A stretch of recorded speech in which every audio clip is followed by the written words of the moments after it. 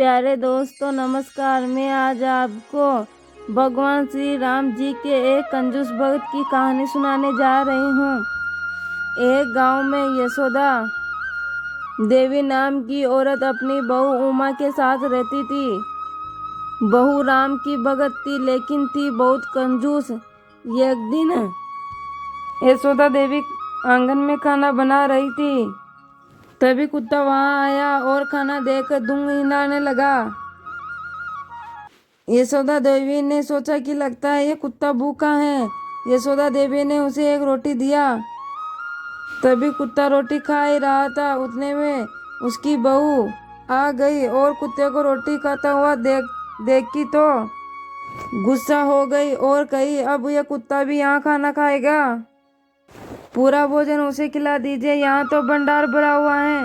यशोदा देवी ने कहा, यह बेचारा एक निरीह पशु है, इसकी एक रोटी से तुम्हारा क्या बिगड़ेगा? इसको खिलाने से पुण्य मिलेगा।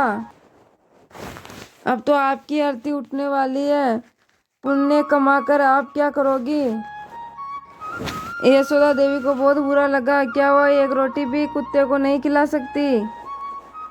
पशु को तो छोड़ो, उनके घर से एक भिखारी भी खाली हाथ ही लौटता था। उमा का 4 साल का राजू नाम का एक बेटा था। वो कुछ दिनों से बीमार था। कहीं डॉक्टरों को दिखाने के पश्चात भी उसकी बीमारी पकड़ में नहीं आती थी। राजू बेटा, कैसी तबीयत है तुम्हारी? तुम्हारे लिए कुछ खाने को बना देती हूँ। राजू बोला, नहीं माँ, मेरी खाने की इच्छा नहीं है। ऐसे कैसे? मैं तुम्हारी मनपसंद का खाना बनाऊंगी तो तुम्हें खाना ही पड़ेगा।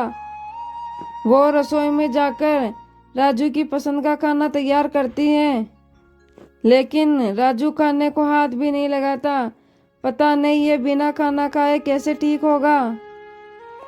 उमा राम की भगत होने के कारण वो रोज मंदिर जाकर भगवान की पूजा करती हैं, लेकिन कंजूस होने के कारण वो चढ़ावे में सिर्फ 1 रुपया ही चढ़ाती हैं। हे भगवान, मुझ पे कृपा करो, मेरे राजू को जल्दी ठीक कर दो, मेरे घर में किसी प्रकार का अभाव ना हो।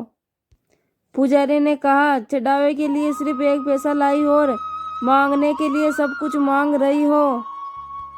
पुजारी जी, मैं जो भी चढ़ाऊंगी राम जी तो खाएंगे नहीं, खाने वाले तो आप ही हो। फिर थाल भर कर चढ़ाने का क्या फायदा हुआ? पुजारी ने कहा, भगवान के दान चढ़ाने का मतलब यह है कि कोई भी व्यक्ति भूखा ना रहे। किसी और को भूखा ना रखने के लिए मैं क्या अपना घर लुटा दूं? यह कहकर वो बेशर्मी से अपना चढ़ाया हुआ 1 रुपया भी उठा लेती हैं और मुंह बनाकर वहां से चली जाती हैं। पुजारी उसकी निर्दयता को देखकर हैरान हो जाते हैं। उमा ने घर आकर देखा कि उसकी सासू कबूतरों को दाना डाल रही थी। ये देखकर ही उमा गुस्से से लाल हो जाती हैं। हाँ, पूरे घर को ही क्यों लुटा नहीं देती आप? कभी कुत्ते को रोटी तो कभी कबूतरों को दाना। आपका दिमाग तो खराब नहीं हो गया? यशोदा देवी ने कहा कि इतने से दाने से अपना कुछ नहीं बिगड़ेगा बहू, इसमें इतनी क्यों कंजूसी कर रही हो बहू? बहू बोली, हाँ मैं कंजूस हूँ, ज्यादा बोली तो घर से धक्के निकाल कर लगाकर बाहर निकाल दूंगी। बहू की ऐसी कड़ी कोटी सुनकर यशोदा देवी को बहुत बुरा लगता है और वो अपने कमरे में जाकर रोने लगती हैं और भगवान को कहती हैं, हे भगवान, मेरी बहू को थोड़ी सद्बुद्धि दो भगवान। दोपहर में एक भिखारी घर के बाहर आकर एक आवाज लगाने लगा, अंधे को भोजन दे दो भला होगा। यशोदा देवी उसकी आवाज सुनकर उमा के पास जाकर उससे पैसे मांगती हैं। उमा से कहती है, बहू, एक अंधा भिखारी भीख मांग रहा है, कुछ पैसे दे दो। उमा रसोई में खाना पका रही थी। इतनी गर्मी में मैं खाना पका रही हूँ, दिखाई नहीं दे रहा आपको? बार बार यहाँ पैसे मांगने आ जाती हो, जाओ यहाँ से और उसको भी यहाँ से भेज दो। बेटी, बेचारा वो अंधा है तो मैं क्या करूँ? मैंने ठेका ले रखा है क्या दान का? यह सुनकर यशोदा देवी बाहर आती है और अंधे व्यक्ति को बोलती है, माफ करना बेटा, मेरे पास देने को कुछ भी नहीं है। भिखारी निराश होकर वहां से चला जाता है। यशोदा देवी कहती है, भगवान जी मेरी बहू का दिमाग खराब हो गया है, उसे थोड़ी सद्बुद्धि दो भगवान। रात में उमा अपने कमरे में सो रही थी और सपने में भगवान श्री राम से धन दौलत मांग रही थी। तभी राम जी प्रत्यक्ष रूप से कमरे में आ गए। तुम रोज रुपया पैसे जेवरातों की मांग करती हो, मैं तुम्हारी इच्छा पूर्ण कर सकता हूँ, लेकिन उसके बदले में मेरी आज्ञा माननी पड़ेगी। हाँ भगवान, आप जो भी बोलोगे मैं करूँगी। भगवान बोले, कल से तुम्हारे घर में जो भी भिखारी आएगा सबको दान देकर विदा करना होगा। उमा नींद से उठकर अपनी सास को सारी बात बता दी है और यशोदा देवी कहती हैं, राम जी ने बहुत अच्छी बात कही है। उमा ने कहा, ये आपको सही लगता है? ऐसे दान देते रहेंगे तो हम एक दिन भिखारी बन जाएंगे। यशोदा देवी ने कहा, भगवान का दिया हुआ आदेश तो हमें पालना करना ही होगा। ज़्यादा चिंता मत करो, कल हड़ताल की वजह से ज़्यादा लोग बाहर नहीं निकलेंगे। यह तो बहुत अच्छी बात है, कल ज़्यादा भिखारी भीख मांगने नहीं आएंगे। 2-4 आए तो मैं उसको थोड़े पैसे देकर भेज दूंगी। अगली सुबह उमा उठकर बाहर आकर खड़ी हो गई और वो मन्नत मांग रही थी कि ज़्यादा भिखारी भीख मांगने नहीं आए। तभी एक भिखारी आया और भिखारी ने बोला कि मैं गरीब हूँ, थोड़ी मुझे दान दे दो, भगवान तुम्हारा भला करेगा। तभी उमा ने कहा, रुको मैं पैसे लाती हूँ। मनी मन कुछ होते सोचती हैं, चलो कुछ पैसों से ही छुटकारा मिल गया, अब और मांगने वाला ना आए। तभी दूसरा भिखारी आकर खड़ा हो गया। उमा ने उसे भी कुछ पैसे देकर विदा कर दिया। तभी तीसरा भिखारी आदम का। उमा ने सोचा कि रोज तो इतने भिखारी नहीं आते।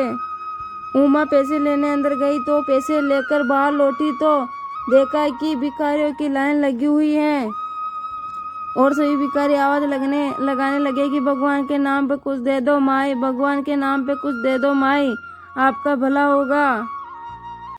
उमा सोची, आज तो हड़ताल है, लेकिन आज तो बहुत सारे भिखारी आ रहे हैं, भगवान इनको कुछ ना कुछ तो देना ही होगा। वो सबको 1-1 रुपया देती हैं। निश्चिंत होकर वो अंदर जाने लगती हैं तो दूसरी तरफ भी भिखारियों की लाइन लगती हैं और वह उन्हों को भी पैसे देती हैं। धीरे धीरे ऐसे करके सारे पैसे खत्म हो जाते हैं तो वह सबको भोजन देना शुरू करती हैं। धीरे धीरे सारा भोजन भी खत्म हो जाता है। उमा ये सारा दुख लेकर अपने सास के पास जाती हैं और रोने लगती हैं। जमा किया गया सारा पैसा और सारा धन दौलत खत्म हो गया और भिखारी तो आते ही जा रहे हैं।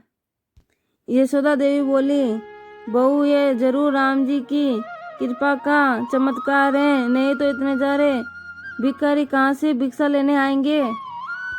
राम जी मेरा सब कुछ खत्म हो गया, अब तो सिर्फ ये घर बचाएं, इसे भी आप ले लीजिए। तभी राम जी साक्षात प्रकट होते हैं और कहते हैं, पुत्री मैं तुम्हारी परीक्षा ले रहा था, मेरे आदेश का पालन करती हो या नहीं, इसकी जांच के लिए मैं ये सब कर रहा था।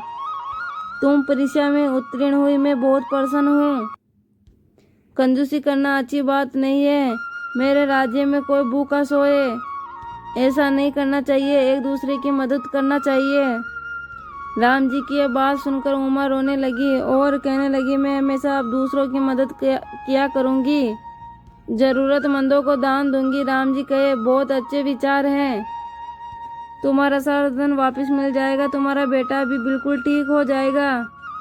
तथास्तु यह कहकर राम जी चले जाते हैं और उमा को सारा धन वापस मिल जाता है। बेटा भी स्वस्थ होकर कहने लगता है। उमा अब कंजूसी छोड़ देती हैं और दान देने लगती हैं। प्यारे दोस्तों, आपको ये कहानी कैसी लगी?